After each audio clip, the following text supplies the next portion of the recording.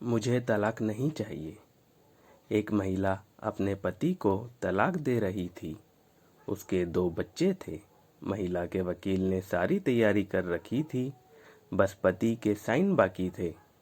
पति ने वकील से एक अनुरोध करते हुए कहा, मुझे पता है कि अब मैं अपनी पत्नी और बच्चों से जीवन भर के लिए दूर होने जा रहा हूँ। मेरी एक गुजारिश है कि मेरी पत्नी से कहो कि मैं अपनी पत्नी और बच्चों के साथ आखिरी कुछ घंटे बिताना चाहता हूँ।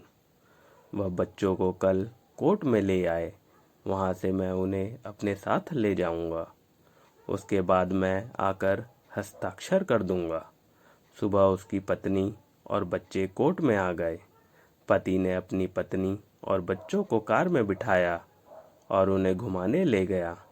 बच्चे कभी माँ से लिपटकर प्यार करते तो कभी पापा से लिपट जाते, कभी आइसक्रीम खाने की जिद करते तो कभी पार्क में जाने की जिद करते। उनके पापा ने उनको आइसक्रीम खिलाई, उसके बाद होटल में ले जाकर अपने हाथों से खाना भी खिलाया और अपने बच्चों को देखते हुए उसके आँखों से आंसू भी छलक रहे थे। फिर अपने बच्चों को पार्क में ले गया। वहाँ जाकर बच्चे खुशी से खेलने लगे और साथ ही अपने माता पिता से लिपट जाते और माता पिता भी उनसे प्यार करते थे। फिर पापा ने अपने बच्चों और अपनी पत्नी के लिए ढेर सारे गिफ्ट भी खरीदे और बच्चों को कार में बिठाकर कोर्ट की तरफ चल पड़े। बच्चे अपने पापा से कहने लगे, पापा, हमें नानी माँ के घर नहीं जाना, हमें अपने घर जाना है। माँ से कहो ना कि हमें अपने घर ले चलें। काफ़ी समय बीत चुका था और वकील बार बार फ़ोन कर रहा था कि कोर्ट बंद होने वाला है, तुम लोग जल्दी से आ जाओ, मुझे भी अपने घर जाना है। मगर पति का अपनी पत्नी और बच्चों से बिछड़ने का मन नहीं कर रहा था। पति की आंखों से आंसू बहने लगे।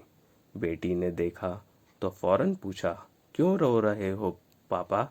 पिता ने कहा, नहीं, मैं नहीं रो रहा हूँ, मेरी आंखों में कुछ चला गया है। रास्ते का सफ़र बड़ी जल्दी ख़त्म हो रहा था और ना चाहते हुए भी कोर्ट पहुँच गए। बच्चों ने कहा, हम कहाँ जा रहे हैं? यह हमारा घर नहीं है, हमें अपने घर जाना है, और रोना शुरू कर दिया। पिता ने अपने आंसुओं को रोकते हुए दबी आवाज़ में कहा, बेटी, अभी चले जाएंगे, घर बस यहाँ थोड़ा सा काम है। कमरे में पहुँचते ही वकील साहब ने कागज़ों पर हस्ताक्षर करने को कहा, जिस पर पत्नी ने वकील से कहा, मैं अपने पति से तलाक नहीं चाहती, मैं अपना केस वापस लेती हूँ।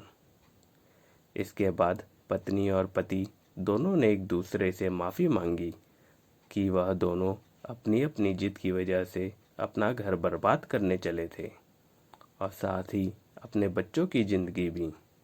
अपने अहंकार को थोड़ा अलग करके किसी और की सहायता लेने के बजाय पति पत्नी खुद अपनी समस्याओं को सुलझा लें तो कोई गलतफहमियां दूर हो जाएगी और कई रिश्ते टूटने से बच जाएंगे।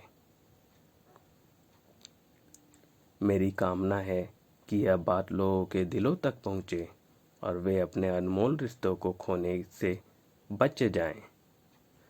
मालिक हम सबको सही निर्णय लेने की क्षमता प्रदान करे और हमें रिश्ते जोड़े रखने वालों में से बनाए, न कि रिश्ते तोड़ने वालों में से।